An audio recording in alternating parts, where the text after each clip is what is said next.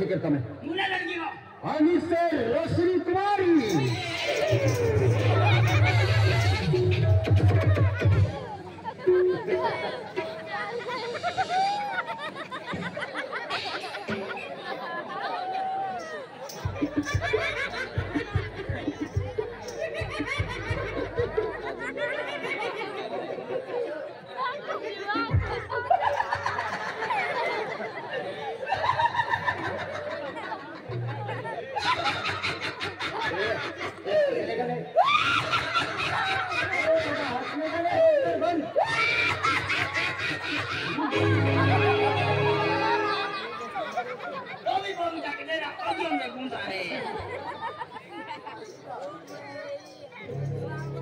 आ गई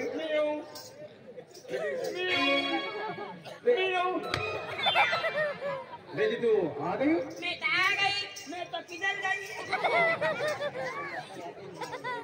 बेटी मैं कोबरू में थी मैं क्या करी थी मैं तो ऑपरेशन करी थी बेटी खाना खा लिया मैंने खाना कब से खा लिया मेरा चले तो गया तू खाने का दादी बेटी अब रेडी हो गई मैं का रेडी कोई माने तो बाकी बेटी तू दौड़ी चले मैं मैं कचड़े में दौड़ी कुकुरिया थी पागल के लड़की से पीछे पीछे घूमते तेरे माँ बाप ने कुछ तमीज सिखा के और मेरे माँ बाप ने कुछ सिखाया मेरे को मास्टर ए मेरे को मास्टर में बोलने का चल पीछे सरक हमने क्या सड़ने बोलने लगा क्या सड़ने पिड़ने कांदे बताते रुपये किलो तुम्ही माय वेचे खेते बाजार में और मन बाबू टमाटो वेचे तुम्ही बाप मन बाबू नंबर मागे तुम्ही बाबा ने हरी काढलो मन बाप बेटी जाओ आगे पिताजी मैं आऊंगी आगे बेटा फोटो से मेहमान को नमस्कार करो ऐसा क्या नमस्कार करो मैं नमस्कार करूंगी अरे बेटा आइए ना उसने बोला ना आइए ना दूर से बात कर दूर से मजा नहीं आएगा यहाँ मजा नहीं आएगी क्या जाते हैं हम बच्ची खाने अरे बेटा अरे नमस्कार राम राम अरे नमस्कार राम राम हुआ अरे पागल के गारे नमस्कार हमने आदिवासी रूढ़ी से राम राम से आदिवासी जागो आदिवासी ये तुम्हारी कैसे क्या हमने रूढ़ी से हुआ मतलब अरे वैसे नमस्कार हिंदी में बोला हिंदी में हाय तुम माटी क्या हाय तुम माटी तुम मनी ढेरी अरे वो चलेगा नहीं दौड़ेगा ये अपनी बातें समझती ना पीछे घर में लवाना रही है एक दूसरे के टाकवा ना अरे बेटा अरे एक बार बोलो तो सही एक बार बोलो ना हाय तुम माटी हाँ तो चलेगा ना नहीं दौड़ेगा ऐसा तुम्हारी थे हाँ एक बार रुको मेरे पापा का बोला तुम्हें बोला हाँ पापा इधर आओ ना ये अपना काला खट्टा क्या बता सुना तो सही क्या बोला मेरे को सुनाई नहीं दिया ना जो भी बोला है हिंदी में बोलो हिंदी में हाँ हाय तुम कोटी नो माटी माटी यानी के दादू यो भी अपने भाषा समझतो ना विषय याला भी घेर में लेवाना हाय तुम कोटी नो माटी यानी दादू हाय तुम कोटी नो माटी यानी दादू आई भी तू नो माटी नहीं बने दादा तेरा बाबा कुछ गड़बड़ लग रही आपा अरे ऐसा तो हिंदी नहीं आती तो हमारी भाषा समझती तुम्हारी भाषा हाँ जल्दी भाषा मैं मिलती हूँ ना बोल ले अरे भाई साहब राम राम क्या कहना राम जल्दी भाषा अरे तो राम भी ना होने और मैं जल्दी भाषा को कहना राम केली में बचे वाला है राम राम दादा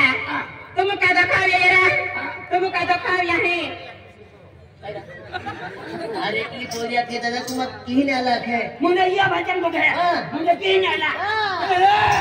अम्मा हाँ तुम्हें का दखा नहीं अम्मा मैं वो पूरा दुख आवा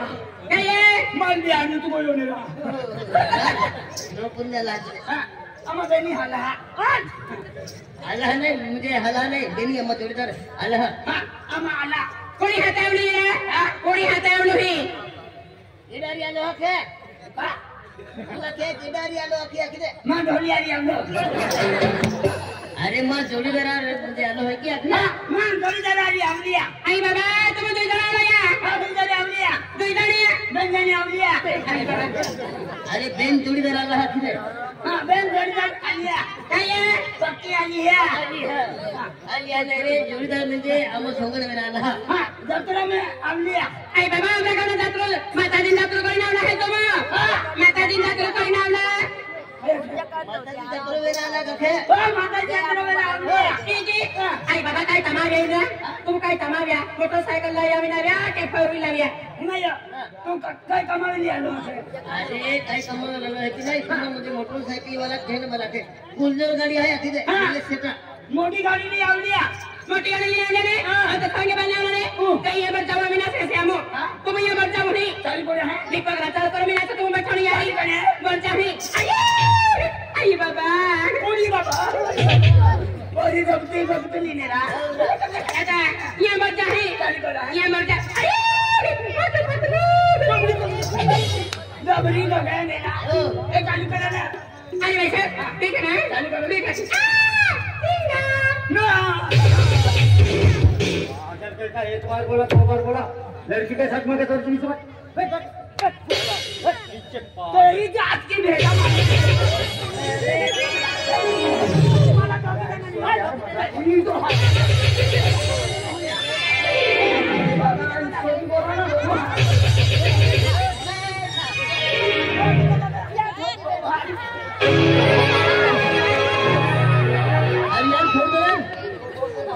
अरे यार मेरा जोड़ीदार ये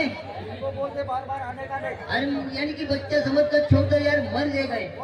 ये वाली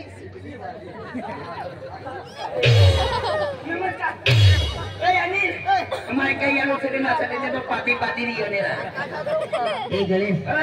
एलो नहीं तू पाती रही हो केडा मारते रे बाबा चलिए हम बेटा आवाज दिचाले में सुबह स्टार्ट ओके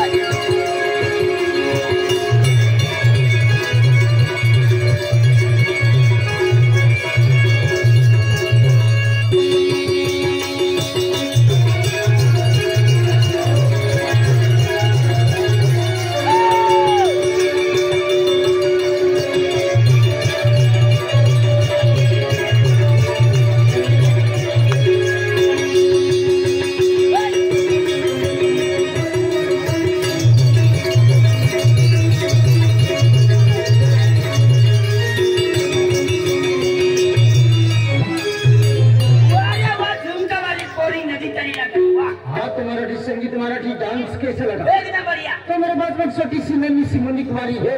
मुन्नी कुमारी का डांस होगा, आपको बैठ के देखना पड़ेगा। चलेगा रे? हाँ मास्टर जी, चलो मैं सुनने स्टार्ट। ओके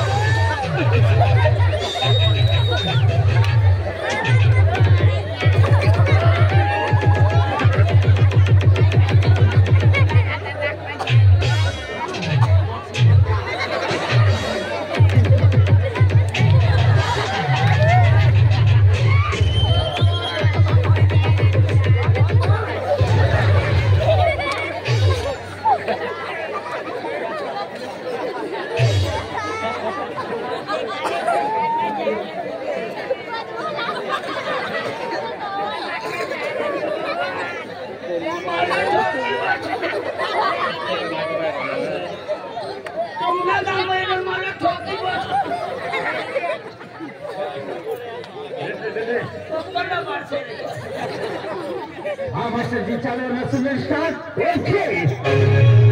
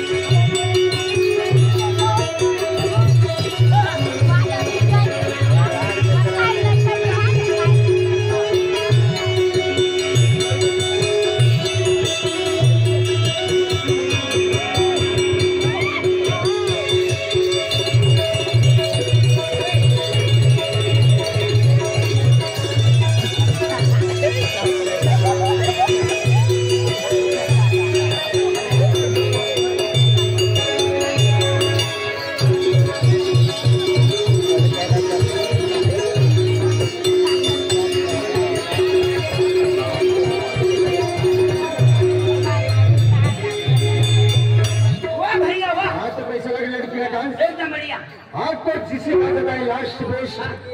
आदिवासी मसूर जोडी मास्टर जी चालू नसवेश स्टार्ट ओके